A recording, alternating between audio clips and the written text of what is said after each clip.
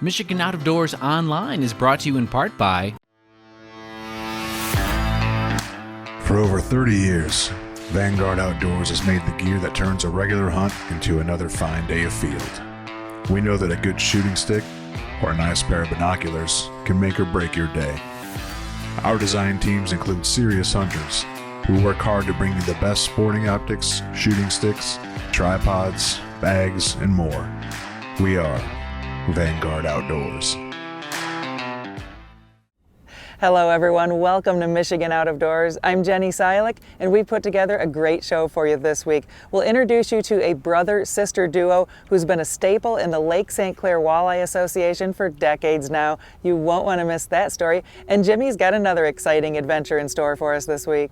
Well, that's right, Jenny. We do have a couple more exciting stories on this week's show. It's hard to believe, but we're just a few days away from the start of the turkey season here in the great state of Michigan. So we're going to show you what hopefully your opening day will look like to get you excited for this upcoming season.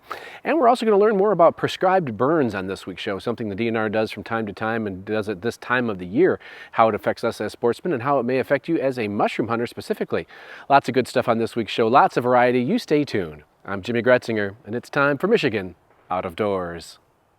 From the first spring rains to the soft summer breeze, dancing on the pine forest floor, the autumn colors catch your eyes. Here come the crystal winter skies. It's Michigan, Michigan out of doors. What a beautiful day in the woods. Someday our children all will see this is their finest legacy, the wonder and the love of Michigan. As the wind comes whispering through the trees, the sweet smell of nature's in the air. From the Great Lakes to the quiet stream, shining like a sportsman's dream, it's a love of Michigan we all share. Michigan Out of Doors is presented by Country Smokehouse, a sportsman's destination since 1988. Featuring varieties of homemade sausage, jerky, brats, and gourmet entrees. Holiday gift boxes can be assembled in-store or online. Details at countrysmokehouse.com. The Michigan Charter Boat Association has provided education of the Great Lakes fishery for over 52 years. Information about Great Lakes fishing opportunities as well as captain advocacy can be found at michigancharterboats.com. By Green Mark Equipment. Green Mark Equipment is a John Deere dealership network in southwest Michigan and northern Indiana. Green Mark provides sales and services to farmers, commercial businesses, large property owners, and homeowners. Information about pricing and products available can be found online at greenmarkequipment.com.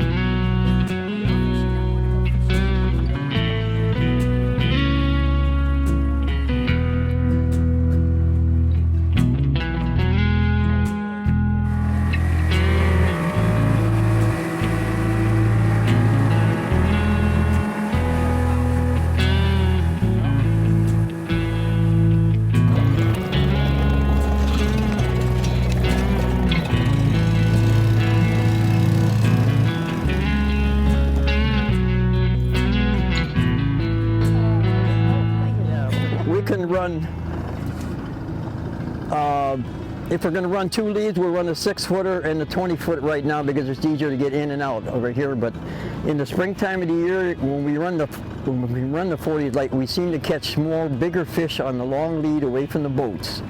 That's why we run them 40 foots, and it just takes longer to get them in too, to come off. Yeah. So. Tricolor doesn't look too good. Joanne's already going down already. I'm already going down. I beat you today. Yes, this is our shank that we use. The ones that I make up. It has 3 setups right here for the kicker and the 20, and then the 40 goes here. And these are all our dimensions we had, so we know our leads are going to be they'll be fishing in our strike zone, which is about 2 feet from the bottom, which is where you want them to run. So That's what we calculate anyway, but it's been good, all the time we've been fishing, so. The skeg you can see easy, so it's perfect. Look at that. Yeah. That's perfect. They should be, we might get a bite. We'll find out when this area right in here, this is where the fish hang out most of the time.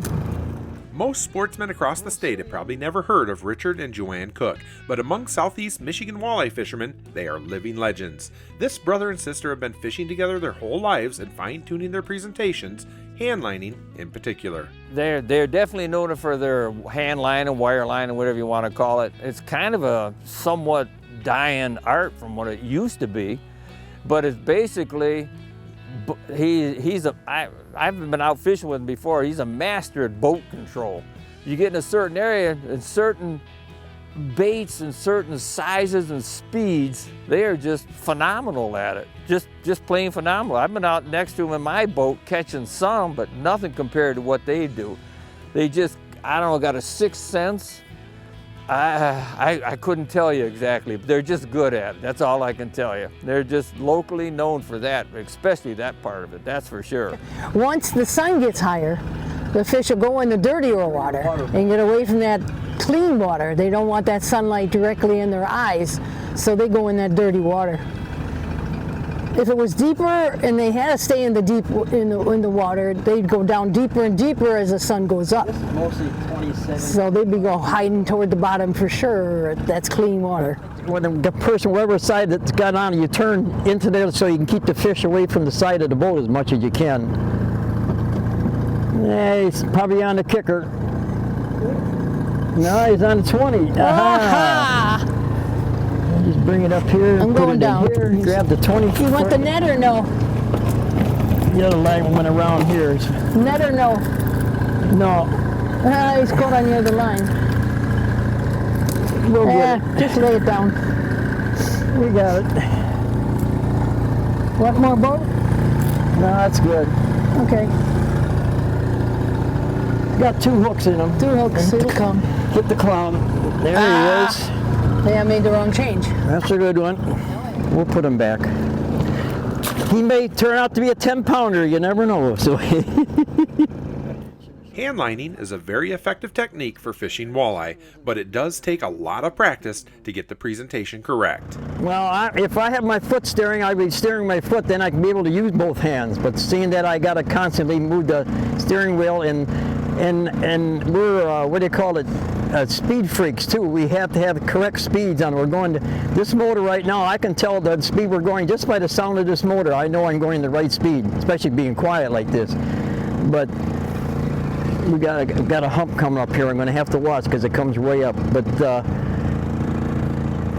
and I can do the same thing she's doing, but I do all mine with one hand over here, and I have a good feel on it, so I can feel just about everything that's going on down there. And I do the same thing. I go down, I just tip the end to the sinker on the thing like that, and I'll hold it there because I'm watching the screen. But I just pull it, keep going maybe 5 or 10 feet like that, and I'll just pull it up a little bit and go back down and make sure that I'm still just that close to the bottom. And you're constantly doing that all the time. So. And then, like I say, when you get a bite, very seldom I set the hook, You might just gently go this way. Sometimes when them big fish are biting, they hit so hard and fast, they'll charge in, and you can't feel nothing there because he's slacked up the lead like that. And then you got to go a little bit further and feel, yeah, he still got it. So that's a nice one, too. That's the back door. It's the back door. I got a weed on this one. And I got 2 hooks. I saw the 2 hooks anyhow, so it wasn't hard getting them up. The Cookies, as they are affectionately called, are more than great walleye fishermen. They are also very active in the Lake St. Clair Walleye Association. We have our club picnics, our winter and summer events for kids that we have. They're always willing to help out. They pick up the newsletters and run all over this whole area, dropping them off at different tackle stores and places that we have our newsletters to go to. Just anything and everything. They even go up with some of the guys that fish the Michigan Walleye Tour they'll go up to the UP just to watch them and cheer them on, so to speak. They just love fishing, that's for sure. A lot of times I'll hold a shank like this and get him down here now. See, that's a nice fish here. And it's a tournament fish here. Now I'll get the net. And he's in. He won't make 3 pounds though.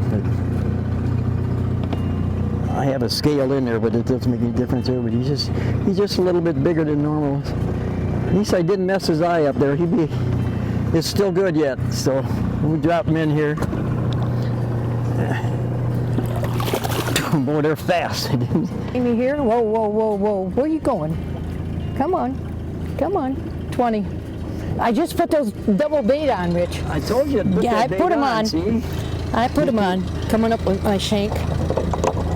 Okay, I'm getting out of your way. A lot of times she gets her kicker out of the way. No, he's up high. Yeah, he's behind there. Now he's going to come behind the boat. I turned already. That's why he turned. Whoa, right. Where are you going? Well, not a bad size. That's a good fish, but not a very big. Cheer over my head. Yep, so far. See that bait? I told you to put that bait on. Yeah, I put the double on. That's better. Cheese. All right. Yeah, nice and clean. Chunk. Like a dart. I sort of went head first. He went like a dart. We're going to go to spoons now. So we have to change everything. This kicker is going to go up to where the 40 goes because our dimension from here to here is 4 inches shorter than it was from here to run the Rapalas high. The spoons run high, so we have to run them down further to get in the strike zone. That's why we have to turn our shanks around. Because now we take this sinker off of here and we turn the shank around and we put it on this end here, so now everything is going to go down 4 inches because you see we're 4 inches shorter here. See where that's at and the other one is? That's how much further we have to drop the spoons to get it in the strike zone. You have to watch your speed on the spoons because you have to get the right speed. If you're going too slow, it won't work. Going too fast, it'll be too fast for the fish to catch. But you get the right speed on there. The fish will let us know if they're going to bite, especially in this dirtier water. So. Come on. Of course the kicker. That's what I said it was. Get up there out of the way. Where are you? Back door? Back door. Walleye. Eater. Chunky eater. Whoop, watch yourself. Little bitty guy. Not bad. Little bitty guy. On that little spoon. Mostly when the water temperature gets above 45 degrees, that's when the fish get more active, and then they'll get off the Rapalas and they'll go to the spoons. And it's more fun to run the spoons. And it's always been like that. I mean, once the water temperature gets 45 to 50, got him, Joanne? She's got one on now, so see. But see, Tommy knows guys that fish the river all the time. They were catching this year at 40 degrees. They started to catch them there at Delray because that's where they launched from. The fish really hit the spoons good this year. They would launch their boat at 6 a.m. and at 7:30 they were driving home. They had their limit already on the spoons. So. Ain't not bad. It's good size for eating. Oh yeah. We're catching nice fish on the spoons, boy. See, it's at 2 different baits. Yeah, no, it's 2 different baits. I got 3 different baits on. I know. It's pretty good. Just the hook out of there. Knock him in the head. Keep that one too. Yep. The sheer number of walleye that have been swung over the gunnels of this boat is absolutely staggering. There wasn't hardly a break in the action the whole morning as the cookies caught fish after fish. That big? Not that big? No, he's not that big. Oh no. Little guy. We'll get him in the back door, double-handed. 140s, they're a long ways in. There's some got shoulders on them. Look at a short, fat fish it is. Trying to get him to come up straight, and he's going behind. Got him. Yeah, it's a little bit bigger than the other ones. It's a real privilege to be able to share a day of fishing with folks like the Cooks. You won't find more skilled anglers and all-around good people. They're just real proficient in everything they do. They'll help the clubs out. They're just all-around good people, really. Too bad the whole world don't have a bunch of them like that. We could use them, that's for sure.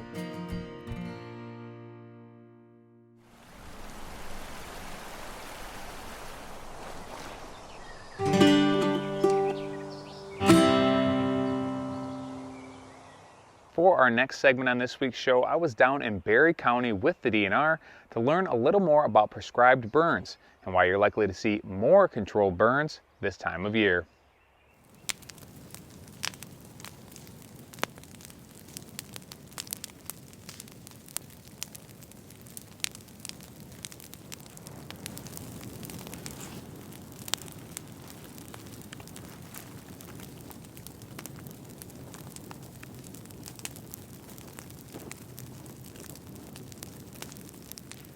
Today we're in the Barry State Game Area and we're doing a portion of a burn called the Hills. It's a very large topographical area with lots of oak overstory, and that's what we're hoping to promote. And we're trying to get rid of one of the big things is invasive species. One of them is the autumn olive that you see around here. It's just starting to leaf out. That's one of our target species today. The burning process, we actually use the wind to our advantage, and we make the fire work against the wind. It's a longer consumption ride because what we're looking for is as much time against the stems of the autumn olive and honeysuckle and red maple to treat them and kill them back as far as we can. The longer residence time we have on the stems, the better the treatment is to remove them. There are a lot of areas around the state in need of prescribed burning, so I asked Paul how they decide when and where to burn, and how they're able to control these massive fires. From the state of Michigan standpoint, we try to do as many as we can. There's usually more burn plans than what the season allows just because stuff starts greening up. We have higher fire danger. We have to be on standby. That's when we don't burn. And it goes like that. We do as many as we can every year. We do anywhere from 10 to 15,000 acres a year across the state. And we try to, the biologists, they're the ones that tell us, okay, so many years we want to go back in and we have to write another plan for that same site. So it's every so many years we'll come back into a site and reburn. When we start lighting, we'll light in one corner. The farthest downwind side is when we start, and we just start working out different ignitions, and we work the flanks of the burn to get a nice size control line all the way in around it before we start going interior. And usually we'll do strips interior of walking and then carrying fire with us and lighting the ground as we go. Today we use one of our other tools that we just got a couple years ago. We actually use a drone, and we use that over the top, and that allows us to keep our employees even safer, and we're lighting from up above, and it's a very controlled situation, and we just float back and forth as the lines are done, and then we tie back in. And we have a safe, secure line. We'll stay here until the fire's mopped up for quite a ways in and make sure there's nothing near the line. Well, we started using them as far as this style of drone for fires just a couple years ago. Its primary function is to drop the ignition spheres. It's a super safe way to do it. It has an ignition sphere and it injects it, and it's a chemical reaction. And then once it hits the ground, it's another 30 to 45 seconds before it even ignites. So you get a lot of time to work with it. And then beyond that, it's a good lookout. It's got a FLIR camera, so we can see where the fire's at on the lines, and if anybody's in danger of that as we fly it. And then also with that camera, you can see where you've dropped the spheres as you run it along, so you can get a good idea of what it's doing. One of the main reasons for these burns is to help control invasive species, and the timing of these burns is very important when it comes to accomplishing that goal. So timing of prescribed burning, we usually do spring burns right as invasive species come out. They're usually the first species to start leafing out, and when they start to leaf out, they're taking all their nutrients from the roots and putting them into growth. The reason that we want to remove invasives, the biggest is that they are non-native. So over time, they will start to encroach and encroach and encroach and take over large areas. And they create this really thick understory, so they don't allow any of the native plants underneath to get sunlight that they need or the nutrients in the soil to take over that stand and replenish themselves. Although there are alternatives when it comes to removing invasive species, if possible, the state prefers to use prescribed burning. So the reason why Michigan really wants to use prescribed burn as an effective tool for land management is because burning, it's a natural disturbance that Michigan has involved with. So historically, Michigan ecosystems relied on fire. These habitats are really adapted to the fire regime. And so the reason we want to try to manage in the most natural way possible. Also, in the absence of fire, the way to manage these species is cutting and applying herbicide, which is also an effective method, but we can get a lot more ground covered with burning. As we made our way out of the woods, I learned about something that may be of interest to any of you mushroom hunters out there. We actually have a big thing this time of year because we're turkey hunting. A big thing is morel mushrooms. And one of the things out there that everyone's talking about is after a burn or after a fire, the year after, there's usually always morel mushrooms in our site. And we actually have a site on our DNR website that shows last year where all the wildfires and prescribed burns took place on state land. If you just go to michigandnr.gov and Google fire, it will show up, or even Google Morel Michigan map, and it will come right up and show you right where all the burns were last year. Special thanks to Paul and the crew for showing me around and for teaching us all a little bit more about the benefits of prescribed burning.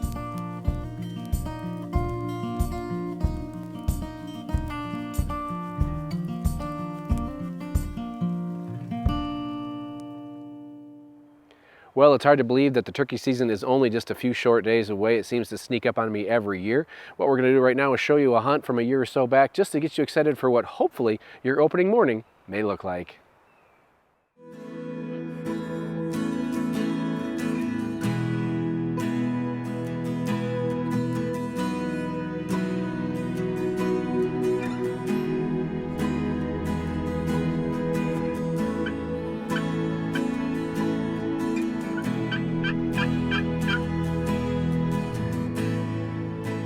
Well, the first morning of the season was looking pretty good so far. I was joining longtime turkey hunter and turkey call manufacturer Seth McCullough and a good friend of the family, Taylor Erfmeyer, on her first hunt. So far, the birds were doing just what we had hoped, but would they come all the way in for Taylor's 20 gauge? Well, only time will tell.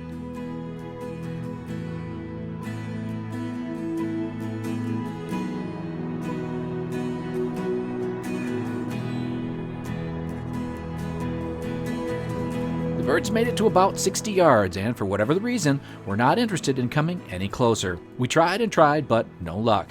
The only thing we heard in response to our calls were the fans blowing in the nearby orchards in hopes of saving some apples on a frosty morning.